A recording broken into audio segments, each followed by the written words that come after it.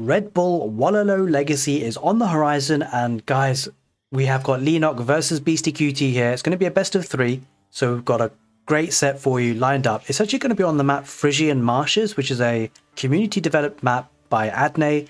So credit goes to him. Fantastic map. We're going to take a look at it, and this is going to be featured on ecgtv's weekly tournament, which is essentially going to give people the opportunity to get their golden ticket to Castle Heidelberg in Germany for Redbull Wololo Legacy. Now, both these players have actually booked their seats. They've got their golden tickets because they both were finalists in the N4C tournament, and so that automatically qualifies them for the Redbull Wololo Legacy.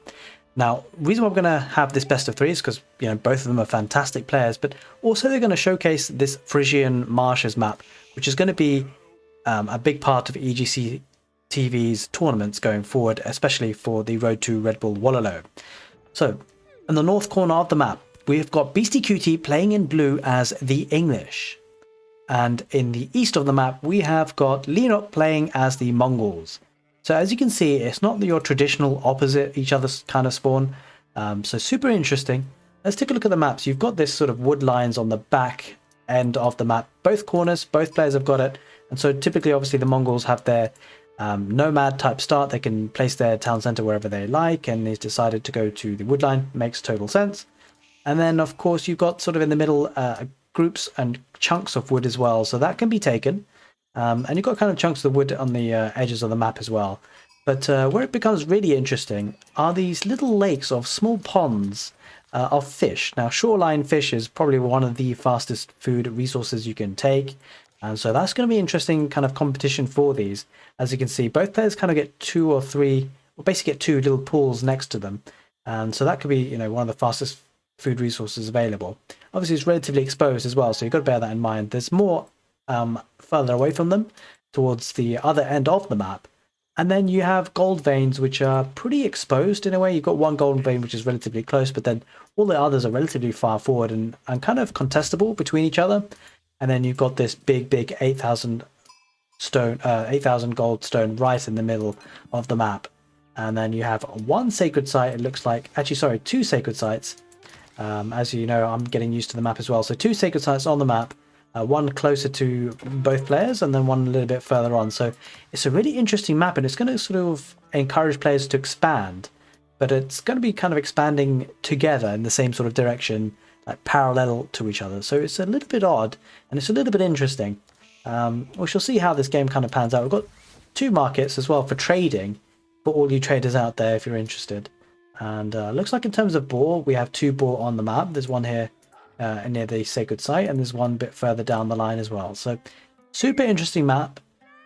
Big props goes to Aoe, who developed it, and ecgtv are going to be using it. So we'll keep a keen eye on how these games pan out. Obviously, it's going to be a new meta, and both these players are obviously training for this anyway. They've both got their, I mean, essentially they've got their tickets booked, haven't they? So they look to be a good sparring partners against each other, the English versus the Mongols, and we see that Leenock is actually building a stable, so it's looking to be relatively aggressive, maybe with some horsemen. He's got his Aoe4 set up, relatively exposed though, but with the aggression, he should be able to stave off any sort of early pressure and protect that. We do see some harassment here. BeastyQT just being annoying with his scout, but it has to take a couple of arrows for that. And Leenock's not going to be too worried about that. He did have a villager have to come off of gold though because of that, so it's a bit of an inconvenience.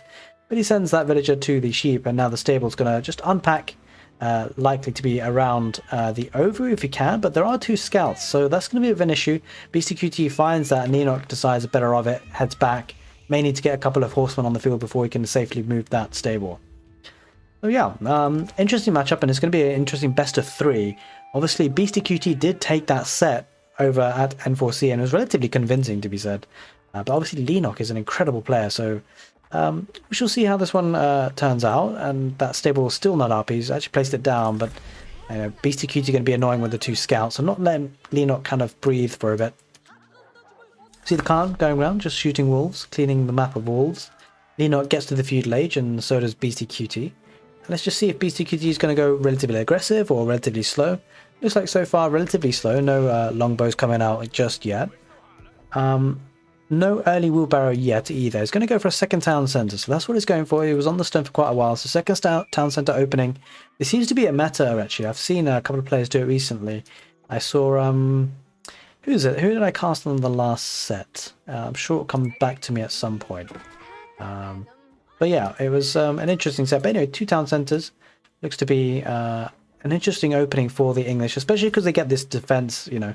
This defence radius for the town centres is pretty impressive. So it's quite hard to push as a civilization, and the English are good at defending, so that's what their strengths lie in. So it makes sense that they can have that window to get 2 town centres, and especially against the Mongols as well. Although you can expect early aggression, you know, it does take a bit of time to be able to get those rams up for the Mongols. For any civilization, really, apart from maybe the Abbasid dynasty that gets siege engineering for free. But the Mongols are going to be relatively aggressive. They're going to be setting 2 villages as well. Maybe looking to get some outposts. It's relatively late for that, to be honest. Although, I suppose on this kind of map, you do have a bit of distance to cover as well. So we should see how that goes. I mean, it's a bit awkward as well going outposts against... I mean, are those villagers actually going for outposts for Leenock? Because it's a bit of an awkward situation against the English. Because, of course, as you guys know, the villagers can actually shoot arrows, so he just needs to keep an eye on it. If he spots it, just take the villagers forward, shoot Leenock's villagers, and you're done. You're all golden, you know? So... BeastyQT did go for the mill, but I think he... Okay, yeah. He has just clicked up wheelbarrow now. He just was waiting for the gold. And the outpost is going up for Leenock. I think really against the English, you kind of have to get the outpost up in secrecy. And to be fair, there's 4 horsemen here anyway for Leenock. So this is not a bad situation at all. The outpost will go up actually with those horsemen in support. And looks like BeastyQT will probably spot that, maybe. Does he actually spot that? So, no, actually, yeah, I mean, does see it. He's sort of right from the beginning almost. A couple of longbows there. He's going to look to try and snipe the villagers. Horsemen are going to dive in, and I think Leenock will be quite happy to try and get rid of these longbows as long as he can get the outpost up. That's actually pretty crucial. He does get the outpost up. He does lose a horseman, though, for his troubles, and the one villager does go down, so the other villager is going to head back. And I suspect arrow slits will be coming out for Leenock, obviously with the free, well, relatively free gold from the Aoe4. So, interesting start to the game. BeastyQT definitely going for an economy approach, which could be useful and effective, but it does need to stave off the Mongols' early aggression. If he can do that, he's got a good chance. The longer the game goes on, 2 town centres, have an extra villager production, it'll be good. He's going to try and siege down the outpost before it gets the arrow slits. Let me just see if that has actually got arrow slits just yet. It seems like it does, actually. Yeah, I'm not entirely sure. No, it does have arrow slits. And so he will lose a couple of villagers, maybe Beastie, but perhaps he has, yeah, it doesn't have textiles either, so okay. Well, he's going to siege down the outpost anyway, he's had enough of that, and he's going to head back with the villagers. The outpost is on fire, he's quite content with that, he's quite happy that it's just going to burn down with no villager on hand to repair it. The gold has been denied though, so this is pretty key for this map, because as we said, you've got this gold, and then, well, your secondary gold is relatively, you know, pretty exposed. So and Leenock's actually got an outpost there with arrow slits. So Beastie's going to struggle for gold at this point, but in all honesty, it doesn't really seem to be too devastating an issue if you can get some units on the field with the food and wood. Having said that, he will need the gold though, because of course Leenock is going to the Castle Age, and he's going to go up with the Steppe Redoubt, which is an absolute beast of a landmark for the Mongols. It acts as a gur, and gold dropped off at this landmark is increased by 50%, so it's a really a big boost there. And the real issue is that with Castle Age units, often you need gold units to counter them, and obviously, well, Beastie will struggle to do that as the game goes on if he doesn't unlock this gold vein. Obviously, this gold vein now is available for him to take. There's actually quite a lot of gold left on that, to be fair. So it's going to be pretty safe and secure. And trying to get another outpost there in the Stealth Forest. Doesn't quite manage it. Longbows are going to be sniping villagers for Beastie. And he does have a scout in the Stealth Forest as well. So Beastie is aware of what's going on. Horsemen do come in as backed up with a villager. But the villager is actually on half health. So if Beastie's quick with this, which he does see because he sees it because of the scout. And that's fantastic play. And the villager goes down. The villager goes down for Leenock. And that's painful. That, guys, ladies and gentlemen, that is called a doubt outpost. And unfortunately, that's kind of annoying for Leenock because he's going to have to send another villager over there again if he wants that up and running.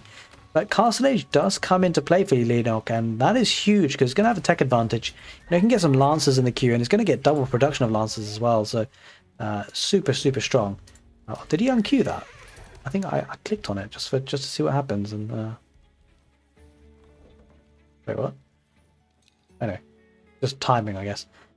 So it actually looks like he's not going for Lancers then.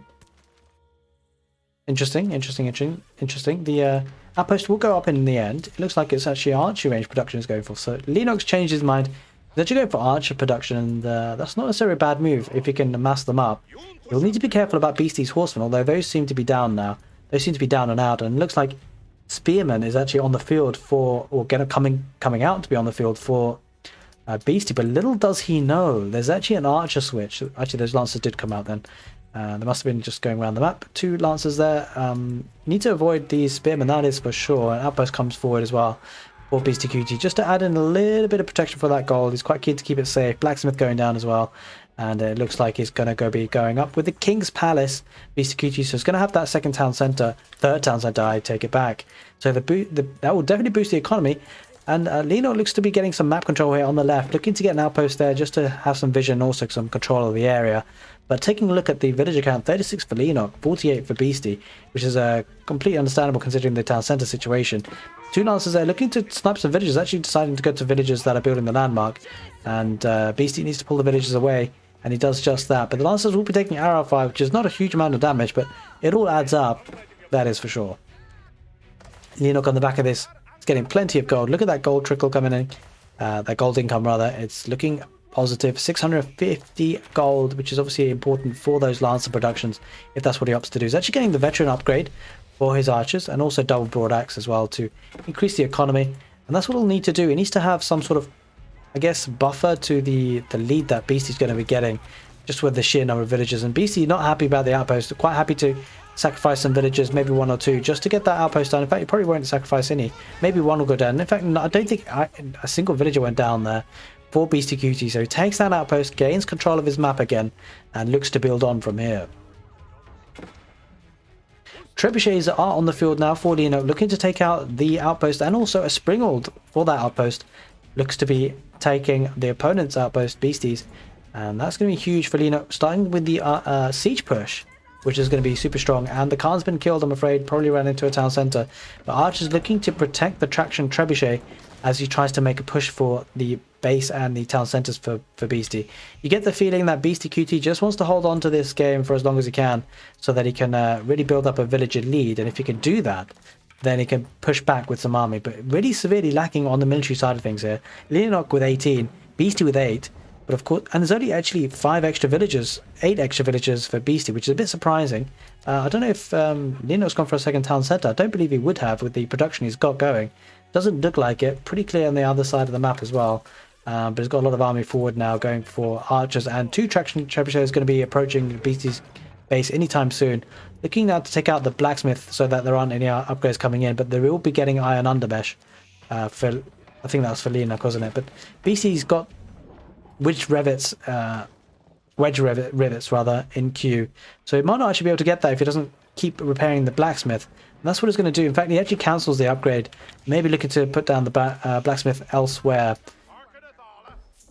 Going to go for a mill for the berries, looking to expand on the left side to gather some resources. But I feel like the strength for the Mongols is being used heavily here by Leenock, getting a 3rd traction trebuchet. Beastie looking to hold, but I wonder how long he can hold without producing any use, because being relatively greedy, and I don't think he has vision on what's going on here. What this is being protected and backed up by, it just doesn't seem like he has the ideas, as in what, I'm not sure if he sees what's going on. So, because he has a couple of spears which actually counters absolutely nothing that Leenock has, and so Leenock will be very happy about that situation. He's actually going to go forward now with about 15 archers, looking to actually ambush this second town centre. This second town centre is likely to go down with the traction trebuchets and the villagers fleeing for their lives. The town centre does go down, and the traction trebuchets rather can move forward with the outpost being built with the villager for Leenock. Leenock looking to be in a really strong position. Very minimal military on the field for Beastie. He's going to get another blacksmith. He just, I don't know, Beastie's just not looking to produce army here, despite being under pressure with almost three trebuchets and a manga now. Beastie struggling here, it seems, and going for a super aggressive, greedy build, rather. And seems quite content to just sit back and relax. He's starting to build some barracks, actually, which is probably the right move and a good move. May want to think about getting some man-at-arms if he sees what's coming his way. Now, the King's Palace, one of the weakest landmarks out there, is now under pressure, only at 2,500 health when it's fully healthy, but now down to 700 with the 3 tractor trebuchets and the outpost being built again, keeping up with the movement forward. And BeastyQT just investing in 2 villages. Not entirely sure what's going on here. It's got 48 villages, it's got 65 villages to Leenock's 48, but the military count is absolutely astounding for Leenock. Beasty barely got anything. I don't know if these barracks are going to be too late. Got 3 barracks on the field, maybe looking to get some man-at-arms. That's exactly what it's going to do. It does have decent economy, but lacking in gold, and that is partly because of the fact that he was not able to expand. As you can see, the second gold has been taken. BeastyQT needs to expand or get gold from somewhere. Looks to get some gold a bit further out, which Leenock has not looked at, and so might be able to hold on. But he calls it GG, he taps out, and Leenock takes the first game in the best of 3. Don't go anywhere, guys. We've got the second game coming right up. Maybe Beasty can pull one back. Let's see.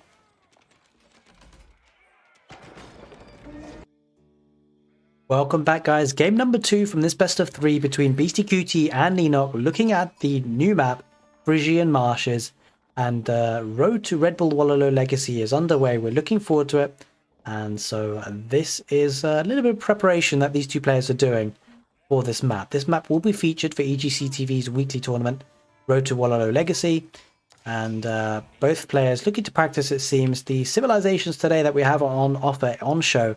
BeastyQT playing in blue as the Holy Roman Empire. On the east side of the map, we have got Leenock playing in red as the French. So it should be an interesting matchup. We will talk about the match and the, well, the map rather. So we discovered on game number 1 that you have a relatively close goal to you, but all the other goals are relatively far apart. So early aggression seems to be relatively, it pays off, it seems, on this map, which is quite nice to see. I feel like sometimes early aggression in Age of Empires 4 is not sort of, you know, rewarded enough, I feel, but we should be seeing more aggression here, I suspect. You know, both players learning the map, establishing a new meta essentially, and so it'll be interesting to see what these two players come up with in terms of strategies. As we see with the Holy Roman Empire, we have the prelate, a religious unit which actually supports the villagers to gather more, which increases the gather rate. So that's the main thing. It's the gather rate, not necessarily increasing more per like source of resource. Like for example, sheep would still contain however many sheep food it had. It just is gathered faster. And that is actually very different to the economic boosts that other civilizations get. For example, the Chinese and the Imperial Official, which actually gets you extra resources from whatever the villagers are gathering. And that can be key because it means that your resources as the Holy Roman Empire actually run out faster. But obviously, on the balance of things, you're getting it quicker. So it's not like the total resources is reducing, but it's just a different type of economy bonus, which is interesting to think about. Alright, so a lot of sheep actually coming for Beasty, which is quite nice for him. Obviously having that food income is going to be important, especially with the resources relatively further out. You know, I wonder whether there'll be an established meta of players going for this shorefish, because on this particular spawn you have 3 shorefish right next to each other, or relatively close to each other, and this is the fastest source of food. You know, could someone go out in Dark Age, send a couple of villagers, place a mill? Oh, and then we see exactly just that. So it looks like Leenock is going to do... Is that Leenock's? No, it's actually... Yeah, it's Leenock's. It's Leenock's. So Leenock is actually going to go over there to see how we can kind of make this work. He's going to send over a villager at the mill. And what's interesting is that if you do go for an early wheelbarrow opening, but you're not necessarily looking to go to berries as such, this is an interesting build tweaking, because it just means you need to send your villager for a bit of a walk. But, you know, this villager, when it does go for the walk, not only do you get the mill up, you got one of the fastest, or the fastest, food resource being collected. Obviously very, very vulnerable, so that needs to be thought about. But, I mean, high risk, high reward, I suppose. Relatively high reward. Ark Chapel going down for BeastyQT. I suppose it doesn't really make too much sense for a civilization such as the Holy Roman Empire, because you're going to be getting the Predator to boost up your villages, and it's a bit more worth it for other civilizations, I suspect. The Ark Chapel is going to be nice here, boosting the villagers on gold and on the wood and on the sheep. That Predator will go straight into that building when it's built. For those who don't know, the Ark Chapel is a religious landmark which inspires units in a large radius, so long as the prelate is garrisoned. So the prelate itself can go into this Archon Chapel, and as you can see here, the golden radius, every villager that's in there will be inspired. And they'll be inspired in such a way that they have a faster gathering speed, as you can see here. It's actually 40% faster, guys. 40% faster. That is huge. Absolutely huge when you think about it. It's almost like having it, I mean, just under half a villager extra, right? So if you have 3 villagers, you know, you've got 2 extra villagers and some, a little bit more as well. So, okay, archer range going down for Leenock. Looks to be a typical kind of royal knight into archers build for Leenock. And as you can see, this villager gathering food at a very nice rate. There is the second age for both players now. Knight comes out on the field looking just to see the situation. Maybe look to try and take out that scout. Let's take a look at the movement speed actually. How fast is the knight? 1.62 tiles per second? 1.62 tiles per second for the scout as well. So kind of have to really cross paths, and it seems like Leenock is actually now happy just to go forward and try and harass his opponent, which is actually the right thing to do, really. I think if he's going to lose this village, he's going to lose it, but it looks like the utility of that Royal Knight could be really good here to harass the villagers for the Holy Roman Empire. So BeastyQT not taking any chances this time with his gold, despite it even being further back actually. He's actually going to put an outpost there and keep the villagers safe with arrow slits as well. So BeastyQT looking to double down on maintaining that gold. He's not happy to lose it in this game like he did last time. And wheelbarrow does seem to be coming in as well for Beasty. Looking to get a strong economy. 1 Royal Knight on the field so far, and a second here. Looks like the rally point for the School of Cavalry might be a bit wayward, or actually looks like Leenock is sending the Royal Knight there on purpose because he's concerned about the scout being there. Archer's going to be following up as well, looking to protect the villagers on gold. So quite a few weak villagers there actually. I think there's one there that's really low health. May need to think about bringing this lady back home. But the Royal Knight looking to harass the villagers on gold. Won't get too much value because there is an outpost there now for Beasty. And would he lose this knight? He might actually lose this knight, which would be pretty painful, Leenock. Oh dear, only just, and he's not going to be able to benefit from chivalry for that knight. That knight bites the dust, and he doesn't live to fight another day. Okay, Archer's now following up for Leenock. Beasty being relatively greedy, but he has a lot of protection this time. The gold is in the back, and it feels like the gold position is actually super important in terms of your strategy. I mean, that is the case with real-time strategy games. Your resource positionings really matter. And as you can see, Leenock has back gold as well, so I like the balance of the map. It feels like Adney's done a fantastic job so far, like from what I've seen. The map looks to be interesting, and looks to be very fair in terms of spawning, I feel. So, you know, Adney, hats off to you, my friend. Great job. Okay, Burger of Palace going for Beasty, looking to get that fast castle. It's a really fast castle actually. Almost 8 minutes probably like to be on the cards. Blacksmith going up, looking to get some upgrades. And Leenock's going to be under pressure here with some man-at-arms, I suspect. Leenock needs to be able to defend himself, get the army on the field. He's got a couple of the knights going for a ram rush. So Leenock being relatively aggressive again for a second game in a row, looking to get a second win of the best of 3. We shall see if this actually works out, but nice to have this knights there in the background. Leenock looking to commit in feudal age, doesn't look to show any signs of going up to the next stage. Spending a lot of resources on those early knights, getting chivalry as well with good micro, should be able to keep them protected. And Beasty investing into castle age, so we'll need to get some units out there relatively quickly, but the economy is purring away for Beasty at the moment. A lot of resources of food and gold, and we'll be able to spam out some of those man-at-arms relatively soon. The Archon Chapel doing great work here, as you can see, inspiring all these villagers on the gold mine. I suspect Beasty's actually microing this, keeping his villagers on this side, because there's actually a bit of, you know, there's potential for villagers to go on the other side of the gold mine and not be inspired. New age begins for BeastyQT. That castle age does come in, and as you can see, man-at-arms already starting to be produced here. Produces so fast. So the Burger of Palace, an interesting landmark, acts as a barracks that produces 400 times faster. 400, especially having 4 barracks, guys. It's insane. And the knights and the archers are looking to deny the gold, and this could be huge actually. So whilst Beasty has got a couple of man-at-arms in the queue, well, he's not going to have gold for very much longer, and he seems to be very pigeonholed here. So this is a strong strategy for Leenock, looking to ram down that outpost, but of course you can see the emergency repairs working in action for Beastie. Needs to protect this gold mine. This is a really big point of contention here for this match. He's got some archers. He's going to need to kite the man-at-arms, that is for sure. I think Leenock needs to really kind of, you know, be so good to see him micro this knight and bring this knight back home, because he's only got 2 HP. He doesn't want to lose that unnecessarily. The pressure has been put, and it does put a halt into the man-at-arms production, but the man-at-arms begin to produce again, a lot of them on the field, looking to siege down that ram. But the knights will have something to say about that, especially with the archers in behind, looking to snipe off a man-at-arm or two.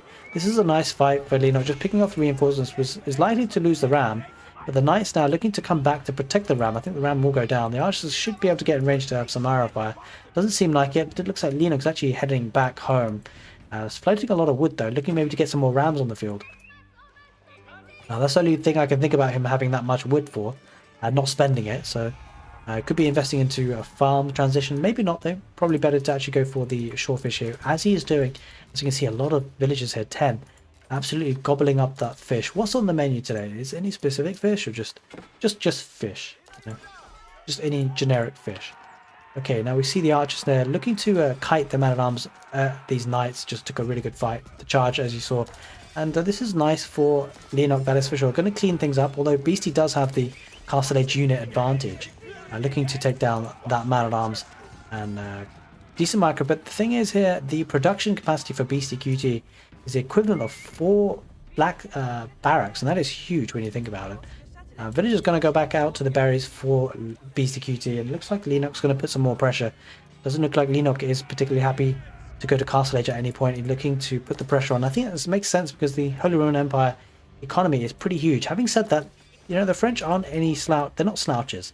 They do have a faster working town centre after all, and that's shown in the villager count. 43 for Leenock, 35 for Beastyqt. But as we said, you know, having these inspired villagers is massive in terms of gather rate. It's basically 3 villagers more or less. Leenock looking to kite these man-at-arms. Going to need a lot more archers in order to do that effectively, and the French knights are looking to head back with chivalry, looking to heal themselves up when they get the chance and they're out of combat. Okay, nice sniper there. Oh, the scout actually lives to fight another day. And now one thing to bear in mind, the scout does regenerate health, so oh, he's going to kill it now, right? Leenock? Yeah, okay, kills the scout. That's actually pretty big because now that vision is not there for Beastyqt. Leenock building up a lot of knight numbers, really committing to the cause. Must have a lot of villagers on gold. Does have relatively quite a few. Getting another stable as well to add to the mix. These archers need to run though. They're being mauled by those man-at-arms. Actually, it looks like Leenock is actually traveling quite out far and wide with his knights for some reason. Maybe looking to scout the map and see what's going on, but he's really taking these knights elsewhere on the map. I don't know if this is a misclick. What is going on? Is he under attack here? Oh, he's under attack, that's why. Okay, that makes sense. So, Beastyqt doing a great job to send the man-at-arms elsewhere. I was just wondering, I guess there's a rule in casting that if you see a player do something, it's going to be for a reason. Just find out that reason. And we found the reason here. Leenock needed to clean up those man-at-arms. He sent his whole horde of knights, but it does give them a chance to think about their lives and heal up on the way. Man-at-arms are really starting to push heavily now for Beastyqt. Being in Castle Age has that tech advantage. It's likely to have a lot of blacksmith upgrades, which will really help his situation. As you can see, he's actually getting armor upgrade for the archer, the pierce armor, and that's actually pretty huge because it means that the archers, these guys are going to be tickling them, absolutely tickling them. It's doing no damage. These archers are useless against these man-at-arms, and so the knights are going to have to come into play. We hear the jingle jangle of the relics, so Beastyqt looking to pick up some relics. But having said that, although they are Castle Age units, the numbers here for Leenock are just a little bit overwhelming. Beastie has moved over to the left side of the map to pick up some of that shorefish, and I think now, if you're Leenock, you're smelling blood. You're going to be wanting to go forward. 28 military, 2-7. I think Leenock is going to be pretty happy to move forward. He's got hasn't got that much food, wood left rather, so we'll want to think about getting some rams. He is stuck in the feudal age, so that's what he's stuck with. 4 man-at-arms looking to put some pressure on the wood line. There are 4 villagers there. Those are probably going to be going down relatively quickly, and the man-at-arms will be getting good value here, I suspect. Not reacting to this is going to lose 1 villager at least. The other 3 do start to run away. Another one runs into his death, and Knight's going to be recovering the situation. Oh, that villager just sneaks away. What's happening here? Outpost being taken down by Leenock. Not a lot going on there. And that villager manages to live and fight another day. But as you can see, the man-at-arms are super tanky, so even happy to face the town centre fire, although there's only one villager garrison, so there's not a lot of town centre fire.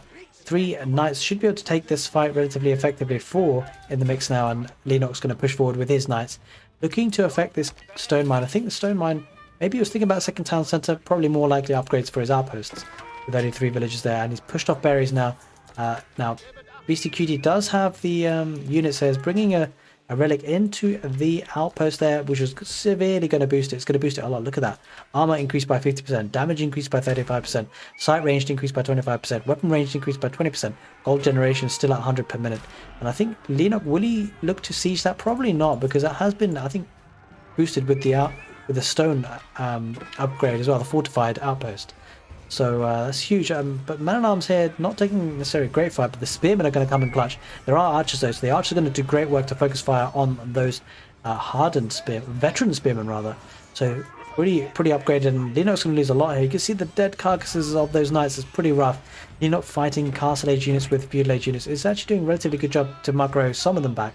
But Leenock lost a lot of military there, has to be said, a lot. Leenock now moved up to his secondary gold. As you can imagine, he used up all of his primary one, chewing through that gold with all those knights, and he lost a lot of them to relatively cheap veteran spearmen, so that's pretty rough. He is going to continue the push though with the rams coming out. Maybe looking to, it'd be interesting to see which direction he goes. Does he go for the main base or does he go for his outpost here? Let's see. Relics being picked up by Holy Roman Empire. And in this game, second game of the best of 3, I'm sure Beastie will want to pull one back.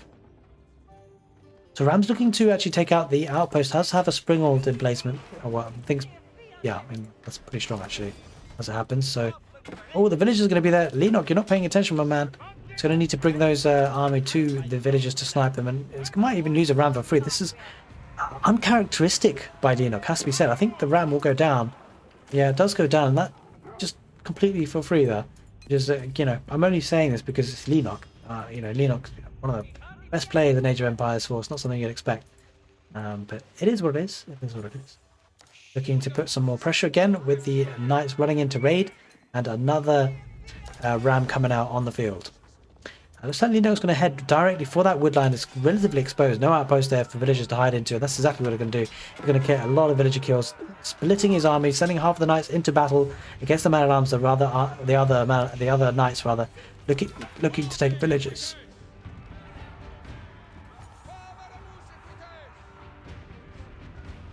Knights are going to circle around, looking to clear up the outpost there on the left side, perhaps. Actually thinks better of it. Starts to move away. There is a sprinkled emplacement there after all. And the ram looking to siege that down now. And that will go down relatively quickly, so there's nothing there to protect anyway. The gold has been taken.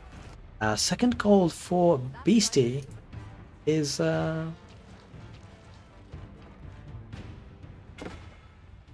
I'm really lost as to where Beastie's second gold is. There it is. Again, it's the same old story. Beastie's struggling for gold, so he's run out and he's going to have to commit to spearmen now, which is not necessarily a bad idea, but I think you know, these units relatively decent trade as long as they can micro and heal these up. But archers are going to do good work against the veteran spearmen. BeastyQT looking to defend with outposts, and a bit of a raid here on the right. So that's pretty strong, taking a lot of villagers out. They're going to micro well. Outpost going out on the deer for the food resource, and Leenock starting to really push ahead and be aggressive in the feudal age, looking to run in with these knights. And I feel like getting in, you know, the archer mass, if it starts to develop, then BeastyQT will have definitely a problem on his hands, especially because, well, you know, he can't have access to gold units, and that's such a huge issue on this map, as we can see from these two games. BeastyQT being relatively greedy with going to the castle age, it seems, not having much army on the field. But the man-at-arms going to do good work here to take out the rams. Villagers doing well as well. Does get away with 2 rams, so may want to think about getting the Ark and Chapel, because then that actually damages the eco for the Holy Roman Empire a huge amount. Big raid here on the right here with the knights. You can see 1 or 2 dead bodies there from the villagers. And BeastyQT seems to be in a lot of trouble here, because the economy behind this for Leenock is going to be pretty good. 50 for BeastyQT, 66 for Leenock. Don't forget the French faster working town centre really making good headway here, and a lot of farms going down, so a lot of wood investment going down. And Leenock is going to be getting up to the next stage, going to be going down with the Guild Hall, which is an interesting move. Kind of expected to see the other landmark for the French, which gives their Imperial age upgrades. Instead, it goes for the Guild Hall and looking to take out the man-at-arms with the knights there and archers in the background. Okay, it does take a relatively decent fight, but there is still lots of man-at-arms there, and Leenock just needs to pile on the pressure. He knows he's ahead. He must know he's ahead in villager count, and it's just a matter of time. Keeping up the pressure, pinning BeastyQT into his quarters, making sure that he can't expand, and just constantly put this economy under pressure, and then it'll just be a matter of time for Leenock to be able to see this game out, to take game number 2. BeastyQT has other plans though, looking to save his villagers here on the right side. New age begins for Leenock, gets to the castle age, and Beasty is in a world of problem here, being taken on the right side as well as to the south.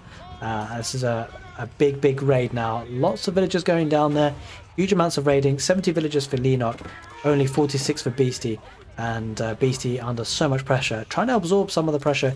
He does have these villagers here on the shoreline gathering that food, so that's one thing going in his way, but from this point on, he looks to be struggling. Leenock could be able to possibly snipe 3 more villagers if he's paying attention. Doesn't see it. The villagers do garrison for Beasty, and so some of these archers will go down. Holy smokes, that guy got absolutely smashed. Forward siege workshop going down for Leenock, looking to seal the deal, looking to do the golden handshake and see this game out. As you can see, the villagers here gathering all that shorefish. Such a fast food resource, as you can see. Look at that food gather rate for Leenock. 1,350 is absolutely insane. And Leenock expanding onto the map, looking to see if we can get some villager picks for BeastyQT, looking to see if BeastyQT has spread elsewhere on the map and giving his knights a chance to heal up as well. Guildhall is set up to food as if he didn't have enough already, looking to get those food units, I suspect. Alright, relatively nicely healed up army there. The chivalry is so powerful in situations like this where you can just duck and dive, weave in and weave out and just get villager picks and then run away again. It's going to take a fight against the veteran spearmen that were braced, but the numbers of knights here are absolutely insane, and now these are veteran royal knights, so these are no joke, guys. These are hugely strong units, and they're just running around Beasty's base. Okay, Beasty really struggling here. Is stuck on 50 economy, 76 for Leenock. Leenock looks to get some trebuchets on the field from the siege workshop, double siege, it's one siege workshop and an archery range, and once the trebuchet comes out, I suspect Leenock will be pushing hard, Beasty will be in trouble.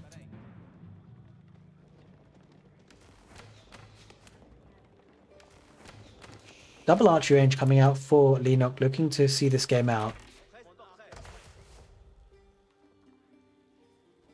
Only 180 food ready to be collected. Maybe he did a collection, I'm not sure. We'll see though. Knights are starting to move forward, as you can see, nicely healing up. There is that outpost though, so Beasty will know about this, and of course he's got that barracks, or 4 barracks technically with that landmark. Looking to put some pressure, he's looking to deny the outpost, which will be denied, at least for the time being. The Knights are going to make their way around to try and take a positive engagement, but they are against veteran spearmen here, so it won't be the most cost-effective fight for Leenock, but he will be able to overwhelm things with the army that he has. Looks to place the outpost a little bit further back, has that trebuchet there firing away. Don't forget the Holy Roman Empire have the emergency repairs, but of course that mining camp probably not worth saving now. So the archers are going to be good to micro here against the lance connector and the spearmen, and it seems like this is an army that's going on a mission to see this game out. Beasty under a lot of pressure here, going to try and charge in with those men-at-arms. As you can see, it looks like that's forced march being used. Those guys are super fast.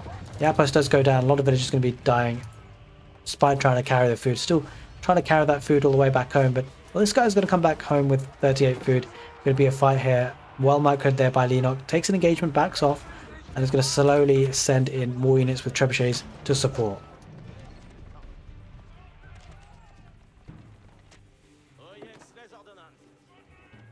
Okay, Knight's looking to flood. And Leenock has just such a huge amount of military here. 56 to Beasty's 36. Okay, a couple of man-at-arms for Beastie, looking to try and snipe the villagers on the shorefish. So this is not a bad move by Beastie, actually. Seems like it's a last-ditch effort to get some eco damage. But the army here for Leenock is huge, and it's just getting stronger because of the chivalry repair. Beastie getting some outposts down, which are fortified, and using the emergency repairs to good effect. Looking to just to build up to maybe take one good effective fight. But we shall see what he ends up doing. A second trebuchet coming out for Leenock. And Spearman again harassing Leenock's villagers. No outposts here for Leenock to protect. This horde of 31 veteran Royal Knights are almost fully healed. Suspect they'll look to dive. This outpost is on fire, probably going to go down. Not sure it has another repair in his... Yeah, it doesn't have the repair in time. And now it's going to look to dive. Knights should be able to sweep things up. There's just one man-at-arms and one spearman. Although the spearman will be doing good work. It probably needs to target the spearman first, but looks like Leenock's quite happy just to push forward now for the killer blow. Going to pull back with the knights because there are a lot of spearmen there. Being micro down so well by the veteran archers. And it's so tough here now. Not being able to run in to take it a fight, and Beastie losing units here rapidly. Knights being used to siege down the outpost as well. In addition to the trebuchets. And Leenock just quite happy to micro this with the archers to kite the units and take a good effect. There aren't really that many spearmen in there in the mix anymore, and so Leenock quite happy to use the archers. There are some spearmen now. Leenock pulls the knights back just once the spearmen come into play, but the veteran archers there going to focus fire on the spearmen, and it's just so hard for Beastie to push out from here. This veteran spearmen here looking to clear things up on the shoreline, but the Holy Roman Empire have bigger problems here. 3 trebuchets. Now Leenock takes the fight. He doesn't mind too much about the spearmen there. The archers doing good work. There is a mangonel on the field as well, which will hurt the veteran archers. But it just feels like now Leenock has a little bit too much in the way of military. And Leenock going to micro this nicely with the veteran archers. Leenock sweeps this up, takes the army out, and I'm sure we'll see the GG relatively soon for BeastyQT. There we have it, guys. Beastie taps out. This is the second game of 3 matches. It's not actually a best of 3, rather. It's just 3 matches played one after the other. So we're going to have the third game. We're going to jump straight into the third game between Beastie and Leenock. We're going to explore what happens next and what the meta is going to be established for the civilizations being played. Don't go anywhere, guys. The third game coming right up. Welcome back, guys, to this game number 3 between BeastyQT and Leenock. On the west corner of the map, or well, I guess more south corner of the map, we've got BeastyQT playing in blue as the Delhi Sultanate. On the east corner of the map, we have got Leenock playing in red as the Holy Roman Empire. So we see some civs being switched around a little bit. BeastyQT played as the Holy Roman Empire last game. And now it's time for Leenock to experiment with this civilization on this new map, Frisian Marshes. Big shout out and credit goes to Adney, the developer of this map. And this map is going to be used for ecgtv's tournament, Road to Redbull Wololo. And yeah, so I mean, this is a great look at the map. Looks like Leenock and BeastyQT are getting a lot of practice in. Both players, of course, secured their place to Redbull Wololo Legacy, courtesy of being in the finals of N4C. And we do see BeastyQT going for that mosque nice and early as the Delhi Sultanate. So I hope you guys are enjoying this set so far. It is a kind of like a play all 3 situation. Both players looking to practice on this map.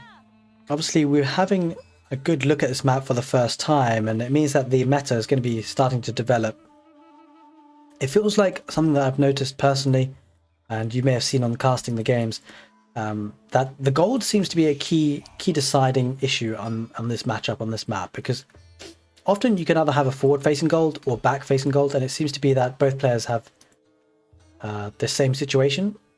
And it feels like if you have forward-facing gold, you're going to be in a lot of trouble. I mean, even with the back-facing gold, just having a denial of the gold is such a huge deal, it seems, on this map, because the second and then the tertiary gold are even further out, and they're kind of close to your opponent, so they're even more vulnerable. And that leaves such a big problem if you lose your primary gold vein. It feels like as the game goes on, it feels like you have to go aggressive and then more aggressive and more aggressive as the game goes on. Because if you lose your gold, then you can't produce any gold units, and that is a significant problem in Age of Empires 4. We do see now, I think, is that... okay, it's not. No worries. It's just going for the berries, doing Delhi things as usual. The Delhi Sultanate get that bonus with the berries.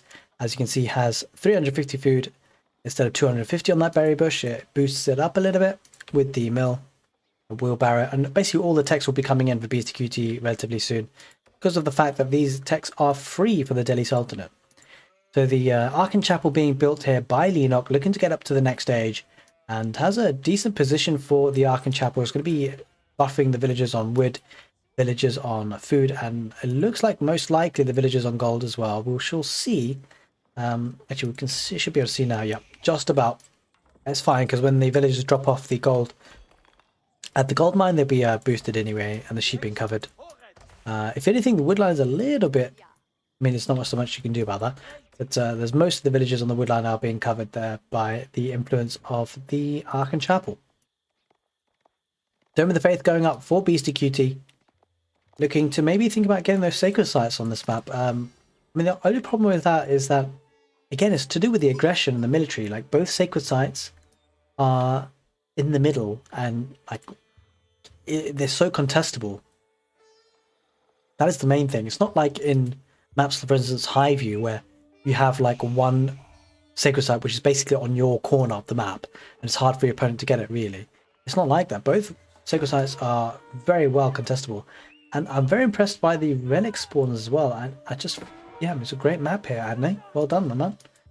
Scouts going there, 2 scouts for Beastie, looking to get that sheep. That sheep count is huge, actually. There's a lot of sheep there. So going for that double scout certainly paid off, but Holy Roman Empire aren't lacking too much on the sheep count either. So all things considered, not too bad, and looks like Leenock going to look to just heal up his scout with the prelate there. And microing back well.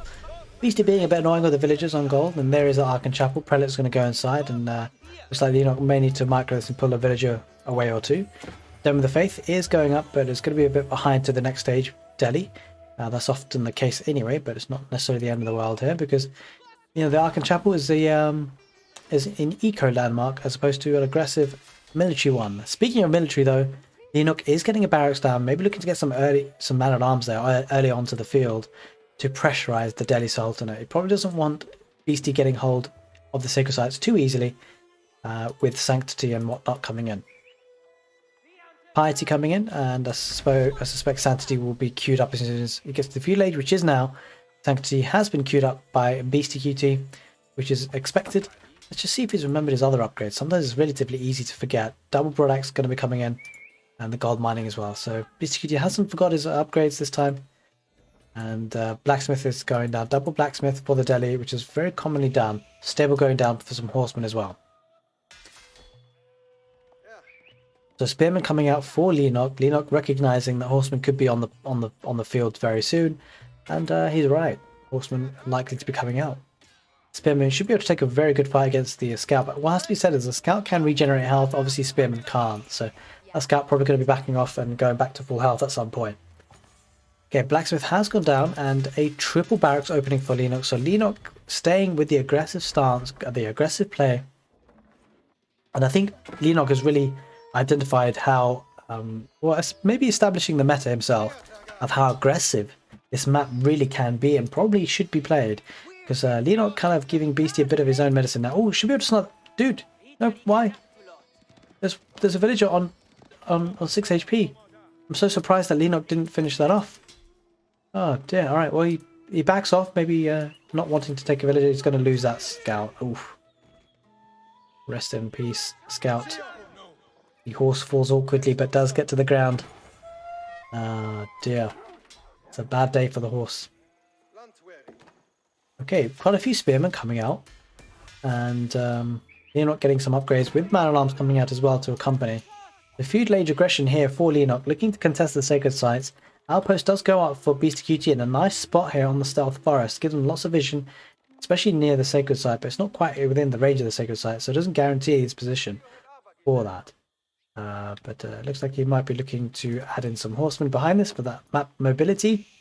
And Leenock may be looking to get those man-at-arms relatively soon. He's got 3 barracks, so he's starting to produce them now. Yeah, and it just looks like he's going to be camping out a little bit on the sacred site.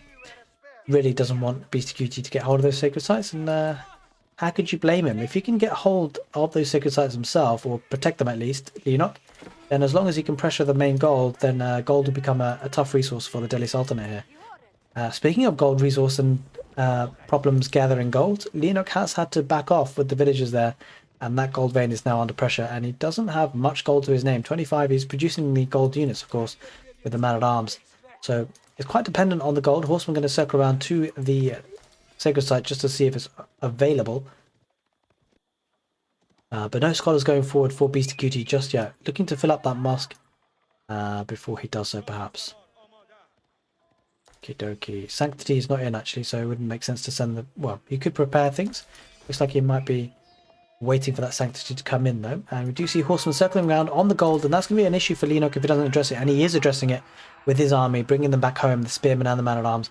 And he's giving away his hand. He's shown that he's got quite a lot of army there. I'm sure BeastyQT knows that his Leenock is probably on at least 2 barracks, to say the least. He's actually on 3. But some scholars coming out now to look to gather the sacred sites. Oh, actually, no, he's going to go for the efficient production. Looking to double produce the art from the archery range because he knows he's going to be under pressure from man-at-arms. Looking to get the sacred site. Arrow-slits is in place for that tower, and I suspect Leenock will want to deny that scholar. Hasn't moved out just yet. Another scholar being chased by 2 wolves, looking to get this sacred site further down the line. Maybe 3 wolves as well. So I'm not sure the scholar will survive before, by taking the sacred site. It might do. Certainly the scholars can survive if they're under attack by 1 wolf and still get the sacred site. I'm not sure by 3 though. Right, so Leenock does deny that sacred site, which is actually really key. He doesn't get access to that 100 gold per minute. And looking to get the other sacred site, but Leenock should be able to make his way there relatively quickly, sending a scout and man-at-arms and spearmen following in behind. So Leenock going relatively aggressive here. I want to see if he might be heading towards the back of the base at all. Archers are starting to build up for Beastie. He's going to need more. But it looks like he's going to get... Oh, that's a big raid there on Leenock's gold. And this is huge. Leenock's going to lose at least a couple of villagers here. And that will be very painful to see. At least 1 there. And we can see at least 2 dead bodies there. Overall, actually not too bad as I thought it could be. But there are a lot of weak villagers there. So Leenock might need to build some of those home. Because if he gets raided for a second time, there certainly will be a lot more villagers go down. This scholar will go down for the 3 wolves and the 3 the bad wolves. Okay, Leenock looking to maybe put some pressure now. It's definitely got the military advantage. Just be interesting to see if he does go aggressive, because he does have a lot of food as well. The economy really kicking in here. Has enough almost to kick up to the next stage. It might do so before it takes a game-changing fight, because these guys being upgraded from early man-at-arms to just regular man-at-arms could be incredibly strong, especially if he gets there before the Delhi, which it seems like he will. Doesn't seem like BeastyQT just has the resources there. I'm not sure what's going on here. It just feels like maybe the economy for Holy Roman Empire is just a little bit crazily strong, isn't it? Don't forget, with the 40% buff, it's just like having so many extra villagers. Goldmine's still under threat though. Maybe considering an outpost with the wood, but it may be saving the wood for another particular thing. For example, siege workshop. When he gets to the castle age, looking to siege down the food resource for BeastyQT. That's going to be a problem for him. Archers there pursuing. I mean, Leenock could potentially take this fight.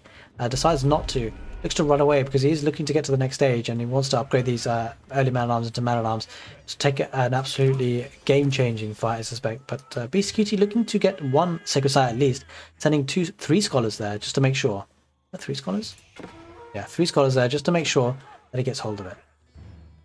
On the right side, the gold vein is still again under pressure, but quite a few man-at-arms there looking to take a fight on the horseman. BeastyQT looking to trade well with this fight, and the man-at-arms are going to start to push the horseman back, and that is a decent defense there for Leenock. It's important. The sacred site has been captured by BeastyQT, looking to build the palisade walls with the archers.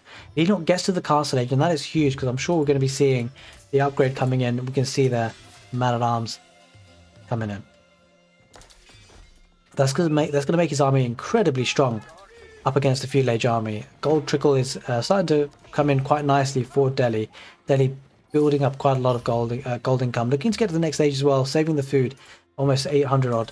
Picking up some relics now is Leenock looking to get a Wololo there. Oh, BeastyQT nearly goes into the radius, but doesn't. He backs off at a good time and going to look to try and snipe the relic. But at what cost? Because the man-at-arms are circling in now. And it looks like this relic will come into the Regnitz Cathedral, the landmark of choice for Leenock as a Holy Roman Empire here, where relics are placed in the Regnitz Cathedral generate 200 gold, 200% gold per minute, and it holds 2 relics. So very, very nice gold income here for the Holy Roman Empire to make things from good to even better for Leenock. Compound of the Defender going up for BeastyQT, going up to the Castle Age, but obviously Leenock has got the tech advantage now. Man-at-Arms has come in, he's been in the Castle Age for a bit longer, so should be able to start to develop a really bolstering economy. Horsemen going to raid a lot of villages here, should be losing a couple or so, but it looks like Textiles has come in. I think Leenock doesn't lose a single villager there. That is incredible. I mean, surely Textiles was there, no? It wasn't. It's just the Horsemen didn't do enough. Holy smokes, that feels very, very underwhelming.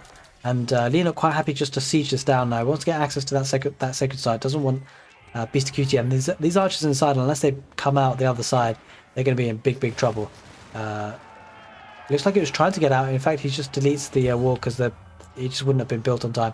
A couple of scholars going to be going down for BeastyQT most likely. Sacred site has been taken here on the further side of the map as well, looking to wall that up, and Leenock looking just to decamp that. This game is certainly looking to spice up now, with BeastyQT looking to get a game back from having lost the previous 2. Man-at-Arms do try and hunt down those horsemen. Those horsemen looking to get villages here and there. Does stop the expansion for Leenock, which is a bit of an issue. We do hear relics being picked up though. I'm not entirely sure who for. It's probably Leenock. It does have the monastery after all.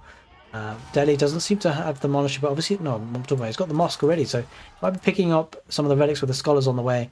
We shall see.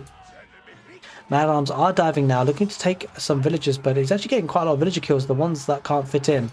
There's just not enough space in this town centre, and these Man-at-Arms are getting absolutely tickled, just tickled by the archers. These archers will go down on the left, and BeastyQT in a world of trouble here.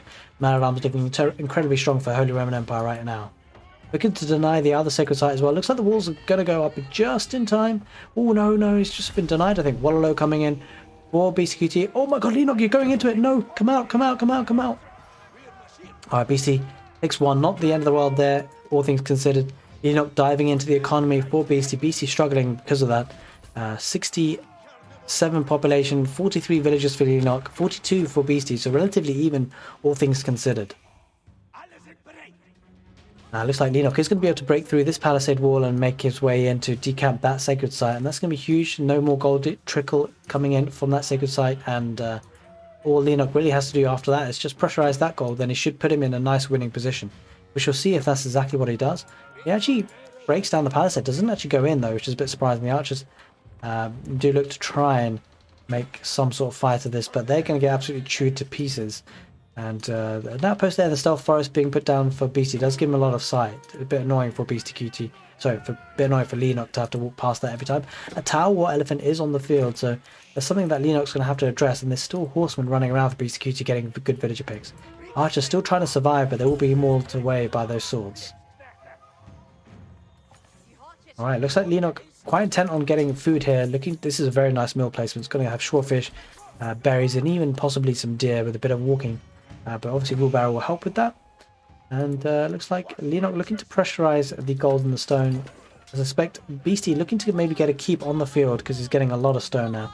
He does get a keep, that will certainly help things, that is for sure. Okay, sacred sites have been decapped, and now I suspect Leenock will focus his attention on the main fight, which is going to be at Beasty's base, I suspect. Looks like Beasty looking to send out more scholars to capture those sacred sites. Needs to be careful because there are man-at-arms camping, waiting to pounce. Spearman now on the field for Leenock, looking to defend against these veteran horsemen. He's had enough. In fact, they're just regular horsemen rather. He's had enough against those horsemen, and we do hear another chime of the relics. Let's take a look at the relic count. Doesn't seem like Beasty has any, and so they're all being picked up by Leenock. Has 2 relics already, looking to get that 3rd. Sacred Site looking to be taken by Beasty. Should be able to manage it. The Man-at-Arms wasn't quite enough there with the support of the Tower Elephant for Beasty. And yeah, the Horseman's still looking to do damage, getting eaten away and chewed by the wolves though.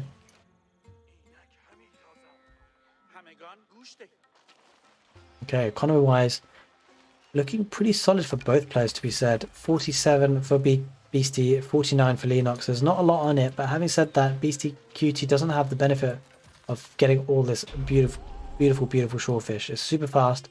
And don't forget the Ark and Chapel is counting for extra villages as well. The Palace of Swabia is going up. Imperial Age is on the way for Leenock. That's going to be a big problem for BeastyQT because the villager count is going to shoot up very soon, very quickly.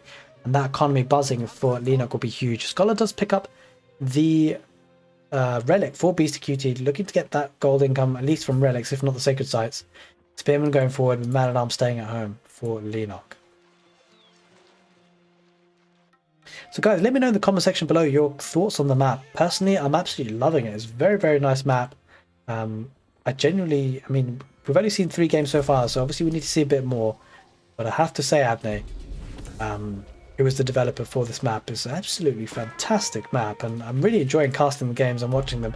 I think we're going to have a blast on ecgtv when those games get casted for the Road to Redbull Wololo. Okay, BC not giving up on the sacred sites, looking to get them. Still going to get that further one away. Going to struggle with this one. This is going to get decapped. And this is where things get quite tough for Delhi, I suspect. With the Palace of Swabia now up and running, the village count is going to be absolutely insane. 52 for Beasty, 55 for Leenock. Obviously, this is going to just give it a couple of minutes and this will change drastically. And Leenock looking to really bolster the economy. I think it looks like he's under pressure though. A forward keep going down by Beasty. In fact, double keep going down by Beasty. I think Beasty realizes he's on a bit of a timer though with the Palace of Swabia. Leenock is going to need something here. He's got Tower War Elephants running in, which get absolutely tickled by the arrow fire. Leenock is actually under a lot of pressure. He's going to need to do a counter raid, it seems. Building the Palace of Swabia there is a little bit risky because he's kept everything compact. With a bit more expansion there, that might have been a bit more protected. But 2 keeps do go down, boiling oil coming in, and also village fortresses, which basically make the keep to be acting like town centres. So scholars there are going to be healing up the tower elephants, and that's going to be a problem for Leenock. He needs to take one big fight and one big engagement, I guess. We did see a lot of army on the map though. I'm not entirely sure where they have gone. Possibly looking to group up to take one big fight, but I'm not entirely sure where they've got. Barracks coming up, and the bombards are on the field to look to take out the castles. Oh, there's the army for Leenock. A lot died there trying to walk past the keeps. Not ideal. Going to look to protect the bombards though. Going to need to though with the spearmen. That's actually a very nice unit composition. He can try and take down the Tower War Elephant, but the problem is if he doesn't take one down, this elephant is just going to heal up again with the scholars. So BeastyQT is going to be relatively happy with that. Bombards are going to be there looking to take care of the castle slowly but surely. Beasty does have control of that sacred site, but don't forget the Regnitz has 2 relics here for Leenock, so looking positive on that front for Leenock. Okay, the keep now is on fire for Beasty. That bombard doing great work. 2 bombards on the field now. Now Beasty needs to send some villagers, I suspect, to keep these keeps. Pun intended, but it looks like he's actually quite happy to keep them there, non-repairing, just to buy himself some time. The economy seems to be very sparse for Beasty, has to be said. I'm not sure where most of his economy is. Looking to get this secondary goal, looking to get a house and send the villagers to food there as well. So slowly moving forward towards his opponent. Beasty's got quite a lot of tower elephants. The army is starting to build up for Beasty. Could become a problem for Leenock, but the 2 bombards doing fantastic work to take these keeps out. And I think if you get a couple more bombards, these guys can even take the tower elephants. And Beasty will be pushed back. Leenock has a lot of food in the bank, struggling for gold though. That has been a problem for Leenock at the moment. It does have a gold vein here, nice and protected, just not on it yet. Only actually, in fact, Leenock doesn't have any villages on gold.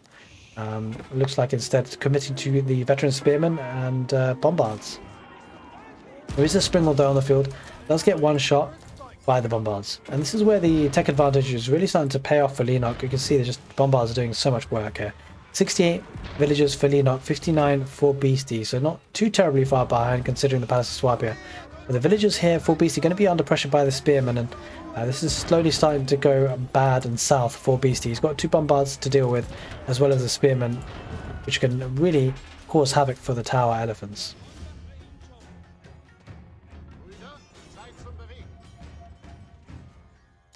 Okay, a bit of an expansion here going for Beastie, running over to the west side, looking to get some more stone, maybe for some more keeps. We shall see, we shall see. Horseman spam now coming out for Beastyqt, looking to get hold of this second sacred site, looking to make sacred site victory a win condition perhaps here. And but Leenock looking to send some villagers to repair the bombards with the spearmen and man-at-arms army.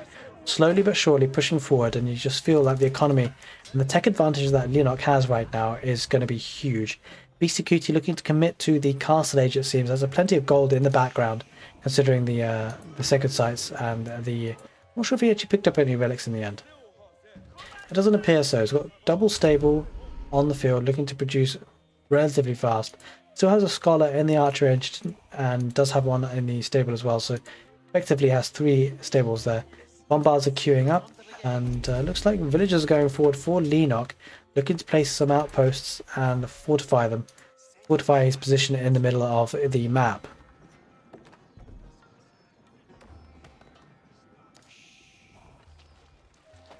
Tower elephants really starting to build up. Looks like a lot of scholars on the field here for Beastie as well. Leenock going to have a problem with those unless he snipes them. And I suspect that's what he's going to have to do. Looking to decap one of the sacred sites now to reset the timer for the win condition for Beastyqt. The game, as long as it goes, I feel like Leenock is definitely going to be in a winning position with the number of villagers he has. Beastie is on a timer, that is for sure. But it just doesn't have much signs of pushing yet. It's just going to wait for one big push, I suspect. Building up the numbers of horsemen and the tower elephants. Okay, outpost going on the goal for Leenock to get some vision. Bombards are going to move forward too as well to get some good shots away. Spearmen are going to head through. Villagers going to be running away for Beastyqt. Beastyqt salvages those villagers. They will run away. But the push comes strong now for Leenock, and he's got the resources behind this to replenish his army if he loses it. And I think that's a big key point in this fight just now. Gold is going to become a problem for Beastie. He doesn't have an active gold mine, it seems, at the moment. Has no one on gold. That's going to slowly turn into a problem. As you can see, the fights are so key on terms of gold. The veteran horseman looking to snipe the bombards. Bombard do snipe one monk there, scholar. And the veteran horseman in a bad position, but the spearman can't get through. The bombard's blocking their way. Villagers on hand to repair the bombard, and it should be able to stay alive. 3 bombards still on the field for Leenock, and has a lot of spearmen to follow this up.